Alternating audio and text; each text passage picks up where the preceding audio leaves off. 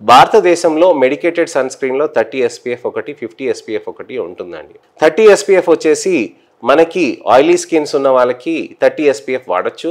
50 SPF వచ్చేసి dry skin వాళ్ళకి వాడచ్చు. అయితే ఒకవేళ మీరు అవుట్డోర్ యాక్టివిటీ చేస్తే 50 SPF వాడమని నేను ఇన్సిస్ట్ చేస్తూ ఉంటాను. ఎందుకనంటే అవుట్డోర్ యాక్టివిటీ ఉన్నప్పుడు బ్రాడ్ స్పెక్ట్రమ్గా సన్ స్క్రీన్ మనకి కవర్ చేయాలి. అసలు ఈ బ్రాడ్ స్పెక్ట్రమ్ ఏంటి, సన్ స్క్రీన్ ఏంటి, అసలు సన్లైట్ ఏంటి, ఇదేంటి అని చాలామంది కన్ఫ్యూజ్ అవుతూ ఉంటారు. ముఖ్యంగా మనం చూడాల్సింది ఏంటంటే మనము సూర్యుడి వెలుతురులో మనం ఉంటాం. మనకి సూర్యుడి వెలుతురు కిటికీలోంచి కానీ కారిడార్స్లో కూర్చున్నప్పుడు కానీ బస్ స్టాప్లో ఉన్నప్పుడు కానీ ఖచ్చితంగా సన్ స్క్రీన్ అనేది పెట్టుకుంటూ ఉండాలి. ఎందుకనంటే సన్లైట్ అనేది మనకి తగులుతూ ఉంటుంది. సన్లైట్ ఎంత తగులుతున్నా మనకు అక్కడ మెలనిన్ అనేది ప్రొడక్షన్ అనేది చేయడం మెలనోసైట్ పని.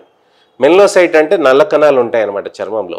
అది నలుపుని ఇస్తూ ఉంటుంది. ఆ నలుపు మెలనిన్ వచ్చేసి అల్ట్రావైలెట్ని అబ్జార్బ్ చేస్తూ ఉంటుంది. సో అందుకోసమనే మీరు అల్ట్రావైలెట్ రేడియేషన్ ఉన్నప్పుడు మీరు ఖచ్చితంగా సన్ స్క్రీన్స్ పెట్టుకోవాలి. ఎంత వర్షం పడుతున్నా, ఎంత వరద వచ్చినా, ఏదొచ్చినా సన్ స్క్రీన్స్ అనేది పెడుతూ ఉండాలి.